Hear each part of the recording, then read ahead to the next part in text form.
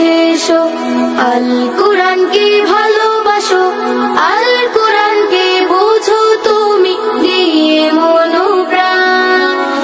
এসো তাই গাই সকলে আল কোরআনের গান, এসো তাই গাই সকলে আল কোরআনের গান।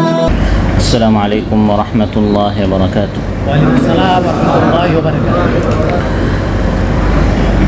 الحمد لله على إحسانه والشكر له على توفيقه وامتنانه، وأشهد أن لا إله إلا الله وحده لا شريك له تعظيما لشانه، وأشهد أن سيدنا ونبينا محمدا عبد الله ورسوله الداعي إلى رضوانه، صلى الله تعالى عليه وعلى آله وأصحابه وخلانه إلى يوم عذابه ورضوانه. أما بعد، فأعوذ بالله من الشيطان الرجيم. بسم الله الرحمن الرحيم.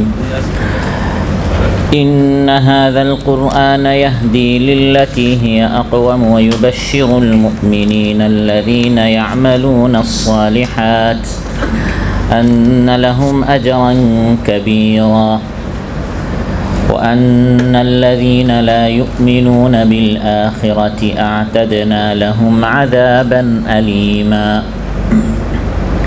الله تعالى إرشاد করেন, নিশ্চয় এই কোরআন পথ প্রদর্শন করে, হিদায়ত করে সেই জিনিসের দিকে যেটা বেশি সহজ, বেশি সরল, বেশি কল্যাণকর।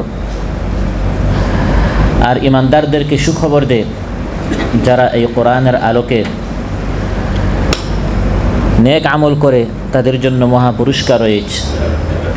আর যারা আখিরাতে ঈমান আনে না, আল্লাহ তাআলা তাদের জন্য তৈয়ার করে রেখেছেন বেদনাদায়ক শাস্তি। ইমাম বুখারী শেখার উদ্যোগে আয়োজিত আল মানতাকাতুস সানাইয়ার বেশ কয়েকটা উপশাখাকে নিয়ে আজকের এই পবিত্র অনুষ্ঠানে উপস্থিত রয়েছেন শাখার ওয়ার্ডের দায়িত্বশীল বৃন্দ এবং আমার সামনে উপবিষ্ট প্রাণপ্রিয় ইমানদার ভাইয়েরা। সূরাত বানু ইসরাঈলের দুটি আয়াত 9 নম্বর এবং 10 নম্বর আয়াত তিলাওয়াত করলাম এবং এর সরল বাংলা অনুবাদ উপস্থাপন করেছি। এই দুই আয়াতের আলোকে কোরআন আল্লাহ তাআলা নাজিল করেছেন আমার আপনার হেদায়েতের জন্য। দুনিয়া আখিরাতের কল্যাণ, দুনিয়া আখিরাতের মুক্তি, নাজাত রয়েছে কোরআনের মধ্যে। পথহারা মানুষকে সঠিক পথ দেখাবার জন্য, যাতে করে আমি আপনিও সেই সঠিক পথ প্রাপ্ত হতে পারি, কোরআনের আলোয় আলোকিত হয়ে আমরাও জান্নাতি হতে পারি, দুনিয়াতে শান্তি পেতে পারি। এই সকল বিষয় আপনাদের সামনে আলোচনা উপস্থাপন করব ইনশাআল্লাহ। সম্মানিত ভাইরা, পৃথিবীর মানুষ চিরপথহারা, সঠিক পথ জানত না। কেন আল্লাহ তাআলা আমাদেরকে সৃষ্টি করেছেন এবং আমরা কোথায় যাব এসব বিষয়ে মানুষ কিছুই জানত না। জানাবার জন্য আল্লাহ তাআলা তার পক্ষ থেকে নবী পাঠিয়েছেন, পাশাপাশি একটি কিতাব দিয়েছেন। সেই কিতাবের নাম কি? ইন্না হাযাল কুরআনা ইয়াহদি লিল্লাতী হিয়া আকওয়াম। আল্লাহ তাআলা বলেন, একটি কোরআন তোমাদেরকে দিয়েছে, যে কোরআন অনুসরণ করলে তোমাদেরকে সঠিক পথ এই কোরআন দেখাতে পারবে। সুবহানাল্লাহ। এই পথহারা মানুষকে সঠিক পথ দেখাবার জন্য অনেক বড় বড় বুদ্ধিজীবীরা, চিন্তাবিদরা চিন্তা করে করে তারা অনেক মতবাদ আবিষ্কার করেছে, কিন্তু তাদের দলভুক্ত হয়ে মানুষ শান্তি পায় নাই, মানুষ মুক্তি পায় নাই। তাই বাংলাদেশ কোরআন সুন্নাহ পরিষদ নিজেরা কোনো পথ আবিষ্কার করে নাই, বরং আল্লাহর নাজিলকৃত যে কালাম, আল্লাহর নাজিলকৃত যে কিতাব, সেই কিতাবের দিকে আমাদের আহ্বান যে ভাইরা আসেন, আল্লাহর কালামকে আমরা আঁকড়ে ধরি, আল্লাহর কালামকে আমরা পড়ি, আল্লাহর কালামকে আমরা বুঝি। আল্লাহর নাজিলকৃত কালামের জন্য আমার আপনার শান্তি এবং মুক্তি রয়েছে। ইন্না হাযাল কুরআন, আল্লাহ তাআলা বলেন নিশ্চয় এই হচ্ছে সেই কোরআন। এটি শুধু পড়ার জন্য, চুমু দেওয়ার জন্য, মাথায় রাখার জন্য আল্লাহ নাজিল করেন নাই, বরং এই কোরআন থেকে হিদায়াত নেওয়ার জন্য আল্লাহ তাআলা এই কোরআন নাজিল করেছেন। ইয়াহদি লিল্লাতী হিয়া আকওয়াম, যেটা সঠিক, যেটা সরল, যেটা নির্ভুল, ওই পথের দিকে কোরআন মানুষদেরকে পথ দেখায়। সুবহানাল্লাহ। অতএব আমরা যদি চিন্তা করি, আল্লাহর পক্ষ থেকে আমাদেরকে দেয়া আল্লাহর শ্রেষ্ঠ নিয়ামত হচ্ছে আল কোরআন। চোখ নাই, আল্লাহ চোখ দিয়েছেন, এটাও নিয়ামত। বধিরের শ্রবণ শক্তি নেই, আল্লাহ আমাদেরকে কান দিয়েছেন, শ্রবণ শক্তি দিয়েছেন, এটাও নিয়ামত। স্বাস্থ্য নিয়ামত, সবগুলো নিয়ামত। কিন্তু এই সব নিয়ামতগুলোর মধ্যে পবিত্র কোরআন গোটা মুসলিম মিল্লাতের শ্রেষ্ঠ সম্পদ, আল্লাহর নাজিলকৃত শ্রেষ্ঠ নিয়ামত। সুবহানাল্লাহ। কোরআন নেই যার জীবনে, আমরা সেই মানুষ সম্পর্কে বলি মানবরূপী শয়তান। কিছু মানুষ সম্পর্কে আমরা বলি না মানবরূপী শয়তান, মানবরূপী পশু। তার রূপটা মানুষের, কিন্তু যে কাজটা করেছে এটা শয়তানের কাজ, এটা পশুর কাজ, হিংস্র প্রাণীর কাজ। কারণ তার এই হায়াতের মধ্যে, জীবনের মধ্যে কি নেই? কোরআন নেই। কোরআন পড়ে নাই, কোরআন জানে নাই। আর রহমান আল্লামাল কোরআন খালাকাল ইনসান। আল্লাহ তাআলা বলেন, দয়াময় রহমান নাজিল করেছেন কোরআন, সৃষ্টি করেছেন ইনসান। আল্লাহ তাআলা আগে আমাদেরকে সৃষ্টি করেছেন, তারপর আমাদেরকে কোরআন শিখিয়েছেন। কিন্তু আয়াতের মধ্যে আল্লাহ তাআলা আগে কোরআনের কথা বলেছেন, আগে সৃষ্টির কথা বলেন নাই। আমি আপনি মায়ের পেটে থাকতে কোরআন শিখেছি, না সৃষ্টি হওয়ার পর দুনিয়াতে এসে কোরআন শিখেছি? কোনটা? কিন্তু কোরআনের মধ্যে আল্লাহ তাআলা আর রহমান খালাকাল ইনসান বলেন নাই। কি বলেছেন? আর রহমান আল্লামাল কোরআন, কোরআন শিখিয়েছে। যেটা পরে সেটা আগে বলেছেন, আর যেটা আগে সেটা পরে বলেছেন। কেন? আমাদেরকে সৃষ্টি করাটাও নিয়ামত, কিন্তু এর থেকে বড় নিয়ামত হচ্ছে কোরআন শিখিয়েছেন। সুবহানাল্লাহ। কোরআন এত বড় নিয়ামত, এজন্য সৃষ্টি আল্লাহ আমাদেরকে করেছেন, এটা নিয়ামত হলেও, এটা ধারাবাহিকতার দিক দিয়ে আগে হলেও, কিন্তু নিয়ামতের গুরুত্বের দিক দিয়ে বড় হচ্ছে আল্লামাল কোরআন। আল্লাহ তাআলা আমাদেরকে কোরআন শিখিয়েছেন। এই কোরআন গতানুগতিকভাবে কোনো ধর্মীয় পুস্তক নয়। যেরকম অন্যান্য ইহুদি, বৌদ্ধ, তাদের অনেক ধর্মীয় পুস্তক রয়েছে, কোরআন এই ধরনের কোনো গতানুগতিকভাবে ধর্মীয় পুস্তক নয়। বরং কোরআন হচ্ছে মানবতার শাশ্বত জীবন বিধান। আমি আপনি কিভাবে চলবো এই পথ দেখে দেওয়ার জন্য শাশ্বত জীবন বিধান হিসাবে আল্লাহ তাআলা এই কোরআন আমাদের জন্য নাজিল করেছেন। কোরআন আল্লাহ কেন নাজিল করেছেন? যিনি নাজিল করেছেন তিনি নিজে বলছেন, আমি কোরআন কেন নাজিল করেছি? হে মানুষ শুনো, ইন্না আনজালনা ইলাইকাল কিতাবা বিল হাক্কি লিতাহকুমা বাইনান নাসি বিমা আরাকাল্লাহ।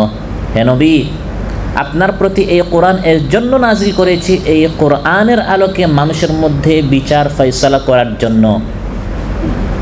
তাহলে আমাদের মধ্যে যখন সমস্যা হয়, বিচার ফয়সালার জন্য আল্লাহ তাআলা কি নাজিল করেছেন? এখন কোরআনটা নিয়ে আমি শুধু মাথায় রাখলাম, চুমু দিলাম, কিন্তু বিচারের সময় এই কোরআনের আলোকে বিচার করলাম না। তাহলে যে উদ্দেশ্যে আল্লাহ কোরআন নাজিল করেছেন, সে উদ্দেশ্য কি হাসিল হয়েছে? পুরা হয়েছে? পুরা হয় নাই। মূল উদ্দেশ্য হচ্ছে লিতাহকুমা বাইনান নাস, এটি হচ্ছে জীবন বিধান, শাশ্বত জীবন বিধান। এই জীবন বিধানের আলোকে বিচার করার জন্য, মীমাংসা করার জন্য, ফয়সালা করার জন্য আল্লাহ তাআলা এই কোরআন নাজিল করেছেন। অতএব এই মহাপবিত্র আল কোরআন মানুষের জীবনের কথা বলে।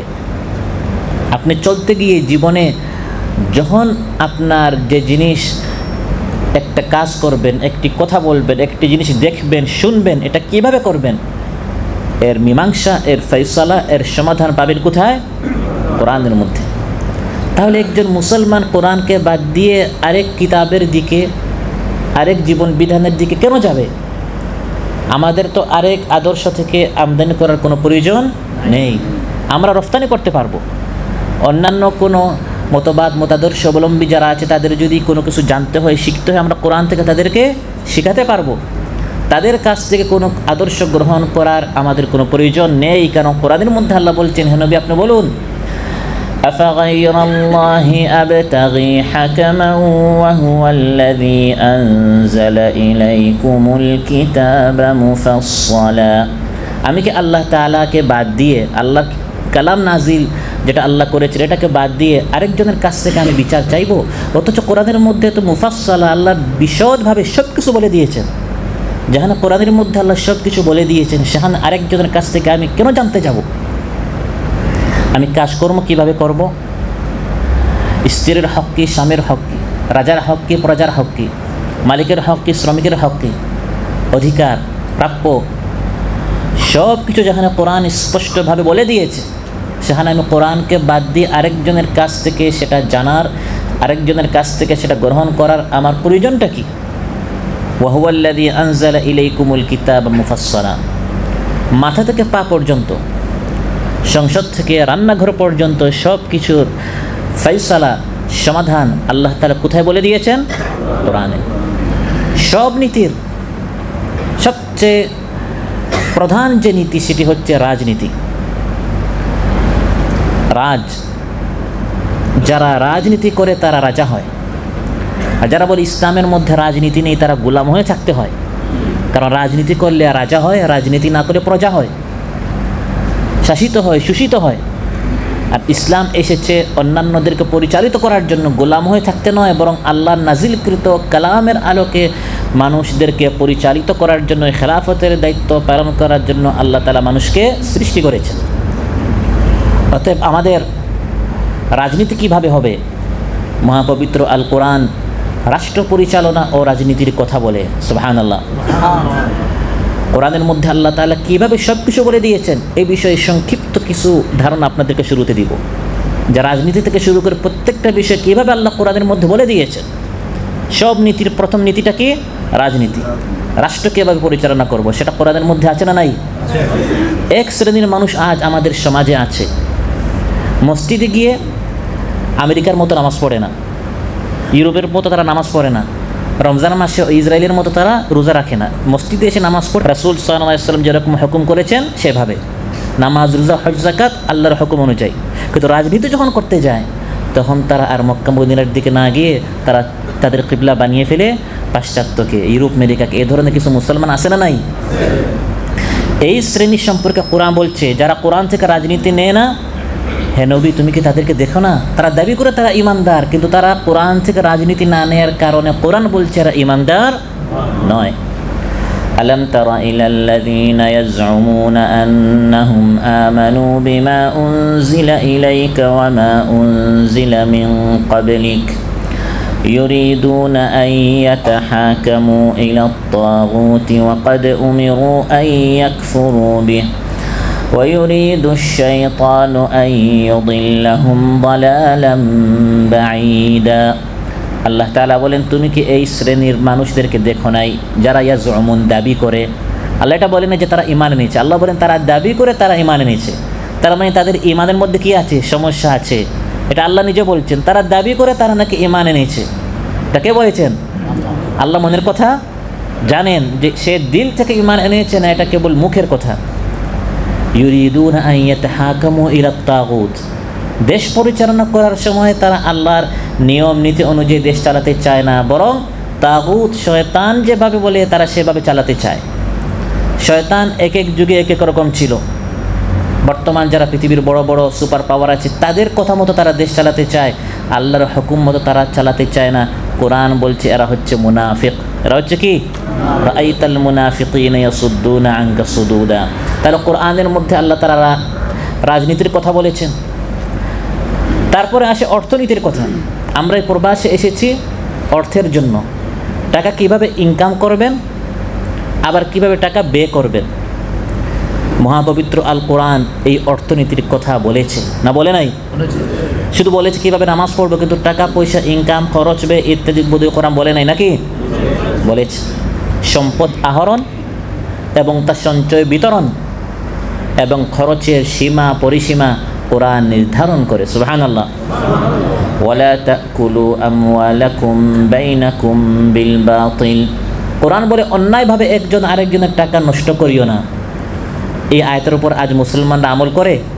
আমাদের দেশে কত মুসলমান নামাজ পড়ে মসজিদে সবার আগে, কিন্তু মানুষের জায়গা জমিন দখল করে বসা, মানুষের ভোট নামক হকটা দখল করে, নষ্ট করে।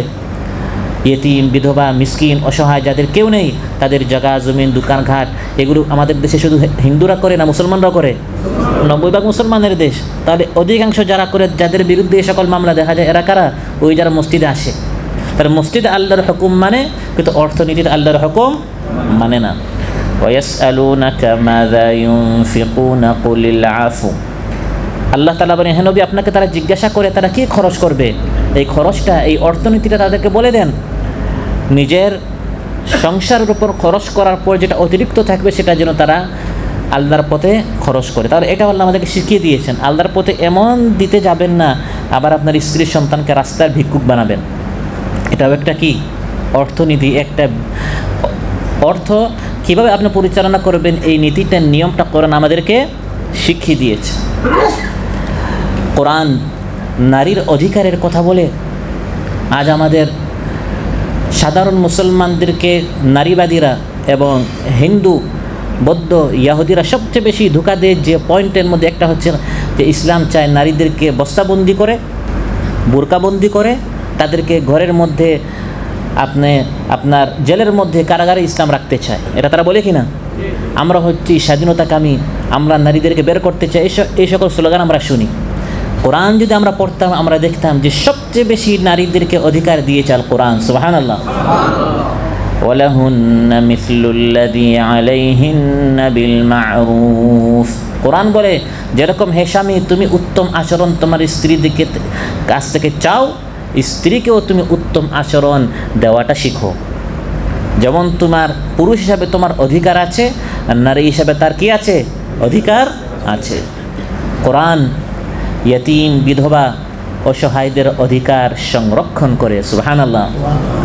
পৃথিবীতে যত আদর্শ মতবাদ রয়েছে অধিকাংশগুলোতে শুধু ধনীদের হক আছে, যারা বড় বড় তাদের হক আছে, কিন্তু অসহায়, গরিব, মিসকিন যারা, দেখা যায় তাদের হক তেমন একটা তারা খুঁজে পায় না। তারা শুধু শোষিত হয়, দিন দিন শুধু গরিব হয়।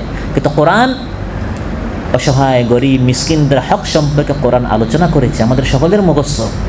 আরাআইতাল্লাযী ইউকাযযিবু বিদ্দীন ফাযালিকাল্লাযী ইয়াদউল ইয়াতীম ওয়ালা ইয়াহুদ্দু আলা তাআমিল মিসকিন। এই আয়াতগুলোতে আল্লাহ তাআলা নামাজ সম্পর্কে আলোচনা করেন নাই। আমরা মনে করি কোরআন মানি নামাজ রোজা, এরপরে আসছে নামাজের কথা, ফাওয়াইলুল লিল মুসাল্লিন আল্লাযীনা হুম আল আয়া। কিন্তু এর আগে আল্লাহ তাআলা সমাজনীতি নিয়ে কথা বলেছেন। সমাজের মধ্যে শুধু ধনী না, ইতিমও আছে, মিসকিনও আছে। আমি তোমাদেরকে এমন একটা কোরআন দিলাম, এই কোরআনটা পড়ো আর ইতিমের হকটা দাও। আর আইতাল্লাযী ইউকাযযিবু বিদ্দীন, পরকালে যদি তোমার ঈমান থাকে, বিশ্বাস থাকে, তুমি কখনো ইতিমকে ধাক্কা মারতে পারো না। ইমানদার দাবি করে কিন্তু ইতিমকে গলা ধাক্কা মেরে বের করে দেয়, মুসলমান আছে না নাই? ওয়ালা ইয়াহুদ্দু আলা তাআমিল মিসকিন, মিসকিনকে খেতে দেয় না, এটা কোনো মুসলমানের কাজ হতে পারে না। কোরআন এগুলো আমাদেরকে বলে দিয়েছে। কোরআন মজলুম, নির্যাতিতদের পক্ষে কথা বলে। এক জায়গায় একজন মুসলমান, একজন অসহায় নিরপরাধ, তাকে মারা হবে, আর আপনি দর্শকের ভূমিকা পালন করবেন। কোরআন বলছে আপনার ভিতরে ঈমান নেই, আপনার ঈমানের প্যারালাইসিস হয়ে গেছে। ঈমানের দাবি হচ্ছে হাইয়া আলাস সালাহ শোনার পর যেরকম আপনি মসজিদের দিকে ঝাঁপিয়ে পড়েন, দ্রুত গতিতে আপনি মসজিদে আসেন, ঈমানের দাবি হচ্ছে যখন আপনি শুনতে পাবেন গাজায়, বার্মায়, বিভিন্ন জায়গায় মুসলমানরা নিপীড়িত, নির্যাতিত, নিষ্পেষিত, তখন তাদের সাহায্যের জন্য, সহযোগিতার জন্য মসজিদের দিকে যেরকম দ্রুতগতিতে আপনি আসেন, তাদের সাহায্যের জন্য সেরকম আপনাকে একজন মুসলমান হিসাবে দ্রুতগতিতে আপনাকে এগিয়ে আসতে হবে। আজ মুসলমানদের মধ্যে সেই ঈমানি চেতনা কি আছে? নেই। ওয়ামা লাকুম লা তুকাতিলুনা ফি সাবিলিল্লাহ والمستضعفين من الرجال والنساء والولدان الذين يقولون ربنا أخرجنا من هذه القرية الظالم أهلها واجعل لنا من لدنك وليا واجعل لنا من لدنك نصيرا। আল্লাহ তাআলা বলেন, তোমাদের কি হলো? তোমরা আল্লাহর পথে লড়াই করো না, বের হও না, তোমাদের ভিতরে কোনো অনুভূতি নেই, কোনো স্পিরিট নেই, তোমরা এত নিষ্ক্রিয় হয়ে শুয়ে আছো কেন? এই অলসতা হে মুসলমান তোমাদের মধ্যে কেন? অথচ তোমাদের ভাই ওয়াল মুস্তাদাফিন, পুরুষ, নারী, আবাল, বৃদ্ধ, বনিতা, তাদের চিৎকার আকাশ বাতাস ভারী হয়ে যাচ্ছে, তারপরেও তোমার ভিতরে কোনো চিন্তা নেই, কোনো চেতনা নেই, কোনো ফিকির নেই। ঈমানের দাবি হচ্ছে এটাও কোরআন বলে দিয়েছে, এটা ওই মজলুমের হক আপনার উপর, ওই নির্যাতিত ব্যক্তির হক আপনার উপর, তার সাহায্যে আপনাকে এগিয়ে আসতে হবে। প্রিয় ভাইরা, বর্তমান যুগ হচ্ছে বিজ্ঞানের যুগ। আমাদের আজ যারা বিজ্ঞান নিয়ে লেখাপড়া করে অনেকে কোরআন এর দিকে বাঁকা চোখে তাকায়।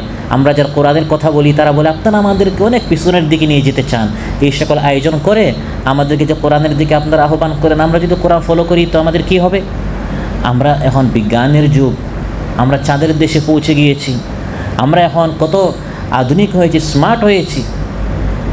এরকম যদি স্মার্ট হতে হয়, এরকম আধুনিক যদি হতে হয়, প্রগতিশীল যদি হতে হয়, তাহলে কোরআনকে বাদ দিয়ে মধ্যযুগের দিকে না গিয়ে বর্তমান বিজ্ঞান নিয়ে থাকতে হবে না, আউযুবিল্লাহ। অথচ কোরআন যেমন নামাজের কথা বলেছে, অসহায় বিধবাদের কথা বলেছে, রাজনীতির কথা বলেছে, অর্থনীতির কথা বলেছে, কোরআন বিজ্ঞানের কথাও বলেছে। সুবহানাল্লাহ। কোরআন বিজ্ঞান দর্শনের কথা বলে। বিজ্ঞান নির্দেশক 750-এর চেয়ে বেশি আয়াত কোরআনের মধ্যে বিজ্ঞানের আয়াত রয়েছে। সুবহানাল্লাহ। ইয়াসিন ওয়াল কুরআনিল হাকীম, আল্লাহ বলেন এই কোরআন হচ্ছে বিজ্ঞানময় কোরআন। বিজ্ঞানের দৌড় যতটুকু যায়, যারা প্রকৃত বিজ্ঞানী তারা যখন কোরআন নিয়ে বসে তারা দেখে আমরা তো এখনও শূন্যর কোটায় আছি, কিছুই পড়লাম না, কিছুই জানলাম না। কোরআন আমাদের থেকে কত অ্যাডভান্স। সুবহানাল্লাহ। আজ ইহুদিরা কোরআন পড়ে, তাদের দেশে কোরআন রিসার্চ সেন্টার আছে, গবেষণা সেন্টার আছে। খ্রিস্টানরা পড়ে আর মুসলমানরা শুধু কোরআন চুমু দেয়, তাবিজ লাগায়, মাথায় রাখে। আর তারা এই কোরআন পড়ে পড়ে অধ্যয়ন করে করে কোরআন থেকে তারা বিজ্ঞান আবিষ্কার করছে।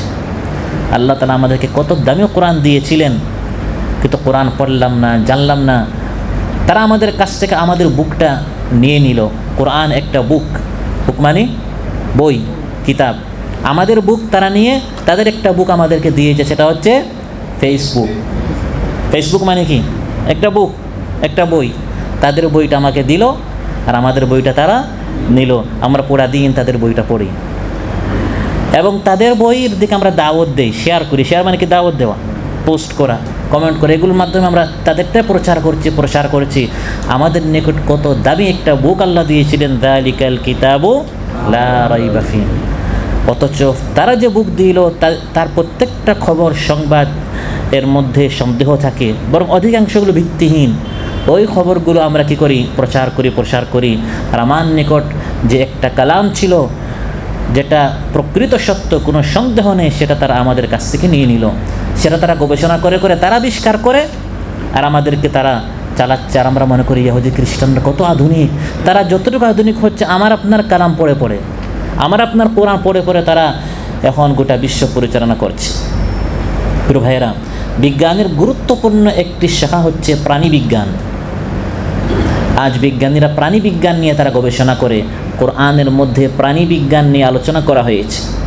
উটের বিস্ময়কর সৃষ্টি, আফালা ইয়ানজুরুনা ইলাল ইবিলি কাইফা খুলিকাত, কোরআন আলোচনা করেছে উট কত বিস্ময়কর, একটু দেখো উটের দিকে। সুবহানাল্লাহ। আমরা যা খাই সব বের হয়ে যায়। উট যা খায় এর একটা অংশ সে জমা করে রাখে। শ্বাস যেটা সে গ্রহণ করে কিছু সে জমা করে রাখে। যখন ঘূর্ণিঝড় আসে, সাইমুম আসে, তখন মানুষ তার ঘরে ঢুকে যায় আর উট তার ওই রিজার্ভ করা বাতাস এবং পানি ব্যবহার করে করে মরুভূমিতে সে বাঁচে। সুবহানাল্লাহ। এই প্রাণী বিজ্ঞান কোরআন আমাদেরকে শিখিয়েছে। পাখির উড্ডয়ন, কোরআনের মধ্যে এই প্রাণী বিজ্ঞান আছে। গবাদি পশুর উপকারিতা কোরআন বিস্তারিতভাবে আলোচনা করেছে, যে এই গবাদি পশুর দুধ, গোশত, চামড়া, দাঁত, লোম, চুল সব কিছু তো অনেক ফায়দা। আজ বিজ্ঞানীরা এগুলো আবিষ্কার করে করে চামড়ার আপনার কোম্পানি আছে, দাঁতের কোম্পানি আছে, গোশত ইত্যাদিগুলো থেকে তো অনেক আগে থেকে মানুষ উপকৃত হচ্ছে। এগুলো শত শত বছর আগে কোরআন বলে দিয়েছে। সুবহানাল্লাহ বলবেন না? মাকড়সার জাল কোরআন আলোচনা করেছে। আজ বিজ্ঞানীরা আবিষ্কার করেছে সবচেয়ে কঠিন জাল হচ্ছে মাকড়সার জাল। পিপিলিকার জীবনধারা, পিপিলিক একটা জাতি, তাদের একটা সংস্কৃতি আছে, তাদের ভাষা আছে, তাদের গোয়েন্দা বাহিনী আছে, তাদের মুখপাত্র আছে। কিন্তু কোরআন সূরাতুন নামল, পিপিলিকার একটি সূরা নাজিল করে আল্লাহ সব বলে দিয়েছেন। আমরা শুধু পড়ি তাসিন তাসিম পড়ি আর বলি ইমাম সাহেবের আওয়াজ কত সুন্দর, তারাবির নামাজ লম্বা হয়েছে, খাটো হয়েছে, আমরা শুধু এগুলি নিয়ে গবেষণা করি। কিন্তু আল্লাহ কী বলেছে সেটা আমরা বুঝি না। এগুলো তারা গবেষণা করে। কোরআন মৌমাছির দক্ষতা নিয়ে আলোচনা করেছে। সূরাতুন নাহল একটি সূরা আছে মৌমাছির সূরা।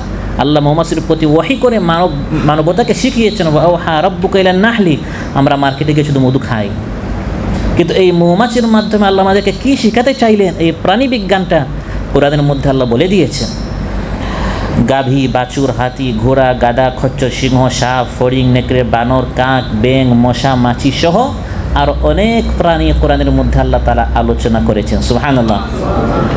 আল কোরআনে রয়েছে জ্যোতির্বিজ্ঞান, পদার্থবিজ্ঞান, পানি বিজ্ঞান। এই যে পানি আমরা পান করি, এগুলো কোরআনের মধ্যে আল্লাহ বলে দিয়েছেন। বাষ্প আকারে সমুদ্র থেকে মেঘে যায়, সেখান থেকে আমাদের উপর বৃষ্টি আসে, এটাও আল্লাহ তাআলা কোরআনের মধ্যে বলে দিয়েছেন। উদ্ভিদ বিজ্ঞান, চিকিৎসা বিজ্ঞান, শিফা, কোরআনের মধ্যে আল্লাহ তাআলা অনেক চিকিৎসা বিজ্ঞান আলোচনা করেছেন। ভূতত্ত্ব, নৃতত্ত্ব, শরীরতত্ত্ব, রক্ত চলাচল, আঙ্গুলের ছাপ, ভ্রূণতত্ত্ব। ভ্রূণতত্ত্ব হচ্ছে বর্তমান যুগের সর্বশেষ আবিষ্কারের মধ্যে একটা, যে বাচ্চা মায়ের পেটে কীভাবে থাকে। টিভি স্ক্রিন করে আল্ট্রাসাউন্ড করে এটা সাম্প্রতিককালে মানুষ আবিষ্কার করেছে। শত শত বছর আগে কোরআন বলে দিয়েছে, ইয়াখলুকুকুম ফি বুতুনি উম্মাহাতিকুম খালকাম মিন বাদি খালকাম ফি যুলুমাতিন সালাস। ত্রিবিধ অন্ধকারের ভিতরে, তিনটে অন্ধকারের ভিতরে মানুষ তার মায়ের পেটে থাকে।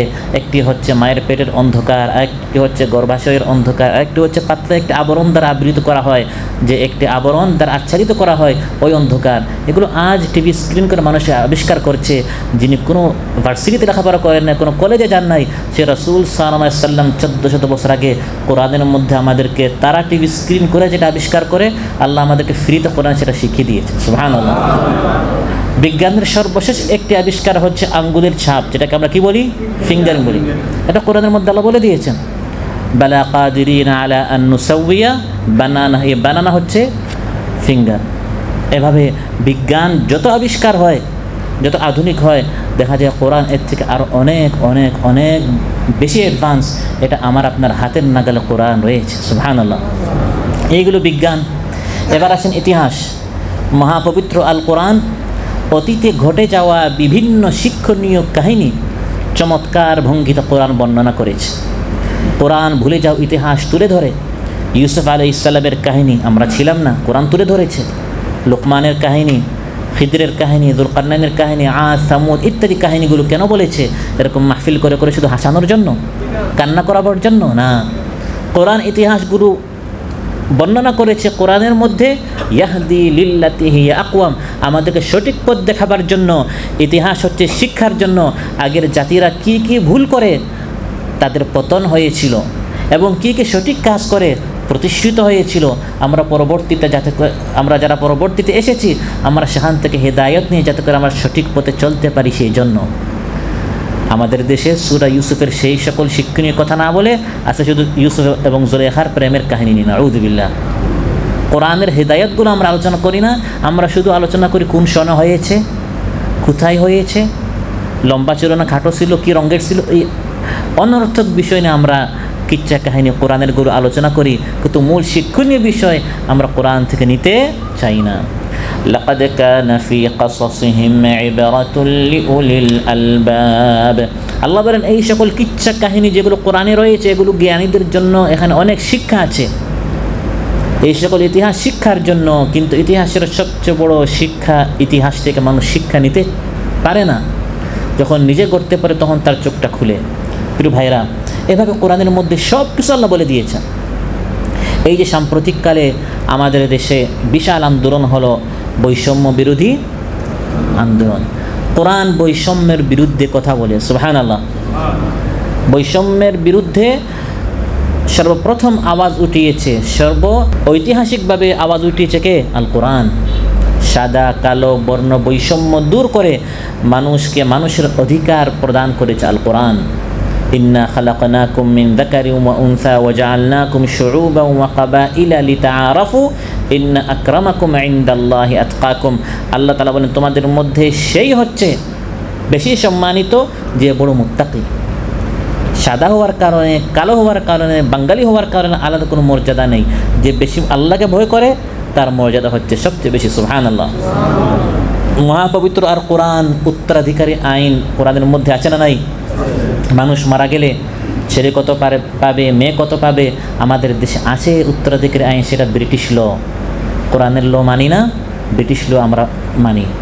মাদ্রাসায় পড়ানো হয় কিতাবুল কাদা, কিতাবুল নিকাহ ইত্যাদি, কিন্তু আপনি আদালতে যাবেন, মাদ্রাসায় যেটা পড়ানো হয় বিবাহের অধ্যায়, বেচাকেনার অধ্যায়, সেগুলো সেখানে প্রয়োগ করা হয় না, সেখানে আছে ব্রিটিশ ল। তাহলে মাদ্রাসায় আমি কেন পড়লাম? পড়া কোনো লাভ আছে? মাদ্রাসায় আমরা পড়লাম, আল্লাহ তাআলা কোরআনের মধ্যে বলে দিয়েছেন বিবাহ সাথে কীভাবে হবে, বেচাকেনা কীভাবে হবে, কিন্তু যখন আদালতে গেলাম তখন সেখানে কোরআনের ল নেই, সেখানে আছে কিসের ল? ব্রিটিশ ল। ব্রিটিশরা আমাদের দেশ থেকে গিয়েছে কিন্তু আইনগুলো সাথে নিয়ে যায় নাই, ওই আইনগুলো দ্বারা তারা আমাদেরকে শোষণ করছে। আমরা চাই ব্রিটিশ লোকে সরান, আল্লাহর আইনকে বসান, আল্লাহ বিরোধী আইনগুলোকে সেখান থেকে প্রত্যাহার করুন, আর আল্লাহর দেয়া যে আইন রয়েছে সে আইন সেখানে প্রতিষ্ঠা করতে হবে। সেটাকে আপনারাও চান না শুধু আমরা চাই? আমরা সবাই চাই যে আল্লাহর দেয়া আইন দ্বারা আমাদের ব্যক্তি জীবন, আমাদের পারিবারিক জীবন, সামাজিক জীবন এবং রাষ্ট্রীয় জীবন কী হোক? পরিচালিত হোক। এভাবে সম্মানিত ভাইরা, আমি কয়েকটা দৃষ্টান্ত দিলাম যে কোরআনের মধ্যে আল্লাহ তাআলা কীভাবে সব কিছু বলে দিয়েছেন। একটা ফ্যামিলিতে বাবা মা আছে, সন্তান আছে, স্বামী আছে, স্ত্রী আছে, প্রত্যেকের অধিকার কি, করণীয় কি, সব কোরআনের মধ্যে আল্লাহ বলে দিয়েছে। মা বাবা, এই মা বাবার অধিকার আমরা যাদেরকে আজ মডেল মনে করি, ইউরোপ আমেরিকা, সেখানে যেতে পারলে আমার ভাগ্য খুলে যাবে, কত শান্তিতে, সেখানে গিয়ে দেখেন মা বাবারা সবচেয়ে সেখানে অসহায়। যখন বৃদ্ধ হয়ে যায় বৃদ্ধাশ্রমে তাদেরকে পাঠিয়ে দেওয়া হয়, শেষ জীবনের শেষের নিঃশ্বাসগুলো একা একই তাদেরকে সেখানে ফেলতে হয়। সন্তান নেই, সবাই বস্তুবাদী, জড়বাদী, টাকায় বিশ্বাসী, টাকার পিছনে ঘুরছে। এই বুড়া বুড়ি এদেরকে আর বাসায় রেখে খাওয়ায় লাভটা কি? তারা তাদেরকে বৃদ্ধাশ্রমে ফেলে দেন, আউযু বিল্লাহ। কিন্তু কোরআন শেখাচ্ছে তোমার এই বাবাটাকে, তোমার এই মাটাকে, তোমার পিছনে আল্লাহর পর সবচেয়ে বেশি অবদান হচ্ছে এই বাবার, এই মায়ের। সুবহানাল্লাহ। হামালাতহু উম্মুহু ওয়াহনান আলা ওয়াহনিন ওয়া ফিসালুহু ফি আমাইন আনিশকুর লি ওয়া লিওয়ালিদাইকা ইলাইয়াল মাসির। তোমার এই মা কষ্টের সাথে তোমাকে পেটে ধারণ করেছে, 8-9 মাস পর্যন্ত বহন করেছে, একটা দিন পর্যন্ত উহু শব্দ বলে নাই, তারপর তোমাকে প্রসব দিল। সন্তান জন্ম হওয়ার সময় মায়ের যে কষ্ট, মৃত্যু যন্ত্রণার চেয়ে আরও বেশি কষ্ট। এই সময় মা মারা গেলে মা শাহাদাতের দরজা পাবে। সুবহানাল্লাহ। এই মাকে বৃদ্ধাশ্রমে নয়, মাথার উপর রাখতে হবে। এগুলো কোরআন শিখিয়ে দিয়েছে, এজন্য যারা কোরআন ফলো করে তাদের মারা সবচেয়ে সুখে থাকে। সুবহানাল্লাহ। সন্তানের অধিকার কোরআন বলে দিয়েছে, কু আনফুসাকুম ওয়া আহলিকুম নারা। একা একই জান্নাতে যাও না, স্ত্রী সন্তানদেরকেও বাঁচাও, তাদেরকেও শিখাও, তাদেরকেও পড়াও, তাদের হক আদায় করো। এভাবে পবিত্র কোরআন সব কিছু আমাকে আপনাকে বলে দিয়েছে। স্বরাষ্ট্রনীতি, পররাষ্ট্রনীতি, যুদ্ধনীতি, সন্ধিনীতি, মানব জীবনের প্রয়োজন যত কিছুর, সব কিছুর সুস্পষ্ট বর্ণনা এবং সকল সমস্যার সমাধান। ইন্না হাযাল কুরআন ইয়াহদি লিল্লাতী হিয়া আকওয়াম। আল্লাহ বলেন এই কোরআন হিদায়ত করে যেটা আকওয়াম সেটার দিকে। আকওয়াম বলা হয় সেই পথকে, অভিষ্ট লক্ষ্যে আপনি আপনার গন্তব্যস্থলের দিকে পৌঁছার জন্য যে পথটি সবচেয়ে সহজ। আমাদের গন্তব্য কি? আখিরাতে জান্নাত এবং দুনিয়াতে শান্তিতে থাকা। ওই শান্তি এবং আখিরাতের মুক্তি পর্যন্ত পৌঁছার জন্য সবচেয়ে সহজ যে পথ, ইয়াহদি লিল্লাতী হিয়া আকওয়াম, সেই পথ আমাদেরকে দেখায় আল কোরআন। সুবহানাল্লাহ। শান্তি এবং মুক্তি পাওয়ার জন্য সবচেয়ে নিকটবর্তী পথ, সহজ পথ, সরল পথ, সঠিক পথ, বিপদ মুক্ত পথ কোরআন আমাদেরকে শিখায়। সুতরাং কোরআনের প্রদর্শিত পথটি সহজ, সরল, সঠিক, কল্যাণকর, ইনসাফপূর্ণ। ক্ষেতের মালিক জানে তার এই ক্ষেত কীভাবে পরিচালনা করবে। আরেকজন যদি এসে বলে না আপনার ক্ষেতটা পানি সকালে দেন, সন্ধ্যায় দেন, মাটি একটু বেশি দেন, সে বলে ভাই ক্ষেতটা আমার, এটাকে কীভাবে চালাতে এটা আমি জানি। এই সৃষ্টিকে কে পয়দা করেছেন? আল্লাহ বলেন আমি সৃষ্টি করেছি। এই সৃষ্টিকে কীভাবে পরিচালনা করতে হয় এটা বাবা তোমার আইন আমার দরকার নেই। আলা আল্লাহুল খালকু ওয়াল আমর। আমি সৃষ্টি করেছি, আইন আমার চলবে। এই আইনটা আমি 30 পারা কোরআনের মধ্যে বলে দিয়েছি। এই কোরআনটা পড়ে পড়ে দেখো তুমি তোমার জীবনটা কিভাবে পরিচালনা করবে। প্রিয় ভাইরা, কোরআন মানুষের জীবনের জন্যে যেসব বিধিবিধান দান করে, এই বিধিবিধানগুলোর মধ্যেই রয়েছে আমার আপনার শান্তি এবং আখিরাতের কল্যাণ, তাতে কোনো সন্দেহ নেই। ويبشر المؤمنين الذين يعملون الصالحات أن لهم أجرا كبيرا। এতক্ষণ যে আলোচনা করলাম যে কোরআন আমাদেরকে সঠিক পথ দেখায়, সঠিক পথ দেখায়, সঠিক পথ দেখায়, এই সঠিক পথটা যদি আমি গ্রহণ করি আমি কি পাবো? আল্লাহ তাআলা বলেন, যারা কোরআনের উপর ঈমান এনে কোরআন অনুযায়ী আমিলুস সালিহাত নেক আমল করবে তাদের জন্য মহা পুরস্কার রয়েছে। সুবহানাল্লাহ। এই মহা পুরস্কার আল্লাহ ফিল আখিরা বলেন না, শুধু আখিরাতে। আল্লাহ বলে মহা পুরস্কার, অর্থাৎ ফিদ দুনিয়া ওয়াল আখিরা, দুনিয়াতেও শান্তি পাবেন। আমরা মনে করি কোরআনওয়ালা অনেক কষ্টে, না, কোরআনওয়ালারা কারাগারে গেলেও তারা শান্তিতে। সুবহানাল্লাহ। ইবনে তাইমিয়া রাহিমাহুল্লাহকে ইসলামের অনেক বড় ইমাম ছিলেন, তাকে গ্রেফতার করে কারাগারের একটি সংকীর্ণ সেলে তাকে রাখা হলো। তিনি বললেন, এই জালিমরা জানে না আমার মতো শান্তিতে পৃথিবীতে কেউ নেই, কারণ আমার সাথে কোরআন আছে। আমাকে গ্রেফতার করে তারা ছোট্ট রুমে রাখলে কী হবে? আমি তো পুরো দিন কোরআন পড়ব। ইমানদার ব্যক্তির জন্য কষ্টের বলতে কিছু নেই, আমার কাছে কোরআন আছে। আখিরাতে না গিয়ে দুনিয়াতেই কোরআনের সাথে থাকার কারণে আজরান কাবীরা, অনেক বড় পুরস্কার আল্লাহ তৈরি করে রেখেছেন। সুবহানাল্লাহ। আখিরাতে তো জান্নাত আছে, এই দুনিয়াতেও আপনি কোরআন ফলো করার কারণে অনেক অনেক অনেক মহা পুরস্কার পাবেন। ওয়ামাজতামাআ কওমুন ফি বাইতিন মিন বুয়ুতিল্লাহ ইয়াতলুনা কিতাবাল্লাহি ওয়া ইয়াতাদারাসুনাহু বাইনাহুম ইল্লা নাযালাত আলাইহিমুস সাকিনাহ। রাসূল সাল্লাল্লাহু আলাইহি ওয়াসাল্লাম ইরশাদ করেন, যখন একদল মানুষ একত্রিত হয় কোরআন শিখার জন্য, কোরআন শিখাবার জন্য, কোরআন শিখা, কোরআন শিখানো, রাসূল সাল্লাল্লাহু আলাইহি ওয়াসাল্লাম ইরশাদ করেন, একদল মানুষ যখন ইজতামা একত্রিত হয়, এক জায়গায় একসাথে বসে সুসংগঠিত হয়, জামাতবদ্ধ হয়, কেন? গল্প করার জন্য নয়, আরেকজনকে কীভাবে কষ্ট দেওয়া যায় ওই ষড়যন্ত্রের জন্য নয়, বরং ভাই আসেন আমরা কোরআনটা শিখি, কোরআন ক্লাস করি, কোরআনের মাহফিল করি, কোরআনের আয়াতগুলো আমরা পরস্পর বুঝি। এই জন্য যখন আল্লাহর একদল মানুষ একত্রিত হয়, রাসূল সাল্লাল্লাহু আলাইহি ওয়াসাল্লাম ইরশাদ করেন, এই দুনিয়াতেই আল্লাহ তাআলা তাদেরকে 4টা পুরস্কার দেন। ইল্লা নাযালাত আলাইহিমুস সাকিনাহ, তাদের উপর আল্লাহর পক্ষ থেকে শান্তি নাজিল হয়। সুবহানাল্লাহ। সাকিনাহ, আল্লাহর পক্ষ থেকে শান্তি নাজিল হয়। এই পৃথিবীতে সবচেয়ে শান্তিতে যারা কোরআন মানে।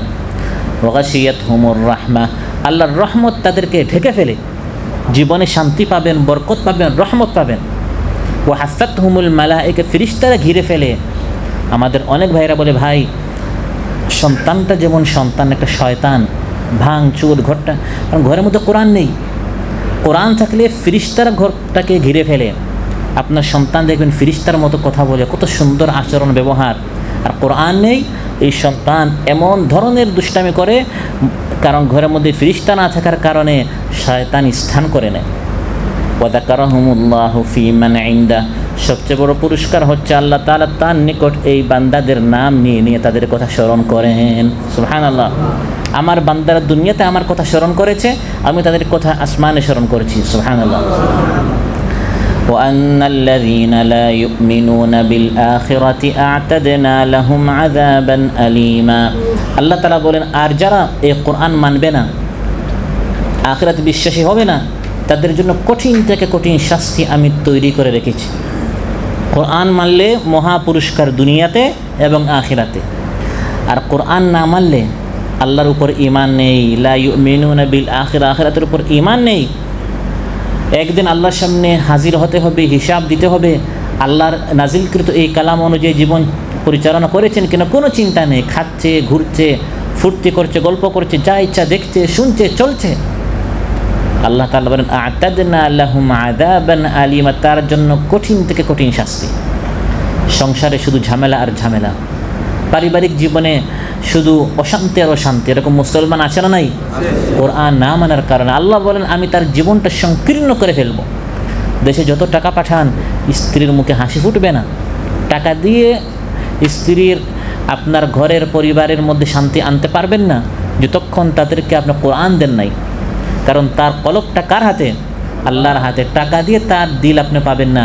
আল্লাহর বিধান অনুযায়ী পরিচালনা করেন, অল্পতেই আল্লাহ তাআলা তার দিলটা আপনার দিকে ঝুঁকিয়ে দিবেন। আর আল্লাহর কোরআন বিধান না দিয়ে শুধু টাকা দিয়ে, স্বর্ণ দিয়ে, শাড়ি দিয়ে চেষ্টা করবেন, আল্লাহ তার দিলটা অন্যদিকে ঝুঁকিয়ে রাখবেন। অশান্তি আর অশান্তি, টেলিফোন করা মাত্র বলবেন ঝগড়া শুরু হয়ে যায়। কোরআন বলছে, ওয়ামান আ'রাদা আন যিকরি ফাইন্না লাহু মাঈশাতান দানকা ওয়া নাহশুরুহু ইয়াওমাল কিয়ামাতি আ'মা। আমার এই কোরআন থেকে যে মুখ ফিরিয়ে নেয়, দাওয়াত দেওয়া হয়েছে, ডাকা হয়েছে, বলা হয়েছে ভাই আসেন, বসেন, শুনেন, শিখেন, জানেন, তারপরে কোরআন শিখতে চায় না, শুনতে চায় না, জীবন গড়তে চায় না, আল্লাহ বলেন আমিও চ্যালেঞ্জ নেই। সে আমার কোরআন থেকে বিমুখ হয়েছে, আমি তার জীবনটা ধ্বংস করে দেই। স্বাস্থ্যের দিক দিয়ে রোগ ব্যাধি, পারিবারিক জীবনে, সাংসারিক জীবনে, স্বাস্থ্যে, জীবন, সব দিক থেকে অশান্তি আর অশান্তি। আর কিয়ামতের দিন উঠবে অন্ধ অবস্থায়। সে বলবে হে আল্লাহ, দুনিয়াতে আমি চক্ষুষ্মান ছিলাম, এখন আমি অন্ধ কেন? আল্লাহ বলবেন যেভাবে তুমি দুনিয়াতে আমার কোরআন থেকে অন্ধ ছিলে, ডাকা হতো কিন্তু কোরআনের আলোচনা তুমি শুনতে না, পড়তে না, জানতে না, এই জন্য আজ তুমি অন্ধ। যারা কোরআন মানে না, এভাবে আল্লাহ তাআলা আযাবান আলিমা, তাদেরকে আযাবান কঠিন থেকে কঠিন বেদনাদায়ক শাস্তি আল্লাহ দেন। সারা বাড়ির মতো তাদের জীবন হয়ে যায়। কি বাড়ির মতো? সারা বাড়ি, পরিত্যক্ত বাড়ি। ইন্নাল্লাযী লাইসা ফী জাওফিহি শাইউম মিনাল কুরআন কাল বাইতিল খারিব। রাসূল সাল্লাল্লাহু আলাইহি ওয়াসাল্লাম ইরশাদ করেন, আল্লাহর কোরআন যে ব্যক্তির জীবনে নেই, তার বাড়ি হয়ে যায় ছাড়া বাড়ির মতো। যে ঘরে মানুষ নেই, এই ঘরটা ছেড়ে মানুষ চলে গেছে, পরিত্যক্ত বাড়ি, এখানে সাপ, বিচ্ছু, দুর্গন্ধ, ময়লা, আবর্জনা থাকে। ঠিক তেমনভাবে আপনার দিলের ভিতরে, আপনার জীবনে, আপনার ফ্যামিলিতে, আপনার পরিবারে, আপনার সমাজে, আপনার রাষ্ট্রে যদি কোরআন না থাকে, এখানে কোনো শান্তি নেই। অশান্তি আর অশান্তি, অশান্তি আর অশান্তি। কোরআন না থাকার কারণে শেষ পরিণতিতে এরা আত্মহত্যা করে। কেন আত্মহত্যা করে? অনেক যারা আত্মহত্যা করে তাদের কাছে টাকা পয়সার অভাব নেই, অত্যাধুনিক গাড়ি আছে, বাড়ি আছে, কিন্তু একটা জিনিস নেই, সেটা হচ্ছে কোরআন। কোরআন না থাকার কারণে অশান্তির আগুনে দিলটা এত সংকীর্ণ সংকুচিত হয়, দিন শেষে তাকে আত্মহত্যা করতে হয়। টাকা নেই, পয়সা নেই, গরিব, অসহায়, কিন্তু প্রতিদিন কোরআন পড়ে অজানা একটা শান্তি এই ব্যক্তির ভিতরে আল্লাহ সৃষ্টি করে দেন। সুবহানাল্লাহ। প্রিয় ভাইরা, অতএব আমরা কোরআনওয়ালাদের সাথে থাকবো, কোরআনওয়ালাদের সাথে আমাদের থাকতে হবে। তাহলে এতক্ষণ যে আলোচনা হলো, কোরআনের বিধানগুলো আমরা চালু করতে পারবো। কোরআন আল্লাহ তাআলা শুধু পড়ার জন্য নাজিল করেন নাই, বরং কোরআনের মধ্যে আল্লাহ তাআলা রাজনীতি থেকে শুরু করে অর্থনীতি, সমাজনীতি, রাষ্ট্রনীতি সব নীতি বলে দিয়েছেন। আমরা চাই আল্লাহর রঙে আমাদের জীবন রঙিত হোক, আল্লাহর বিধান অনুযায়ী আমাদের পরিবার, রাষ্ট্র, সমাজ পরিচালিত হোক। এটা পরিচালিত করতে হলে আপনি ওখানে দাঁড়িয়ে বলে ভাই আমি চাই, আমি এখানে দাঁড়িয়ে বললাম ভাই আমি চাই, এরকম এক একজন একা একে যদি আমরা চেষ্টা করি, এভাবে আল্লাহর বিধান চালু করা সম্ভব নয়। বরং আপনি ওখান থেকে আসবেন, আমি এখান থেকে যাব, আমরা সবাই এক প্রাণ হয়ে যারা আমাদের সাথে চান, সবাই আমরা ঐক্যবদ্ধ হয়ে সুসংগঠিত যদি হই, তখন আল্লাহর বিধান বাংলার জমিনে কায়েম করা কি হবে? সম্ভব হবে। আল কোরআনের পথে এসো, আল কোরআনকে ভালোবাসো, আল কোরআনকে বুঝো তুমি দিয়ে মনোপ্রাণ। এসো তাই গাই সকলে আল কোরআনের গান, এসো তাই গাই সকলে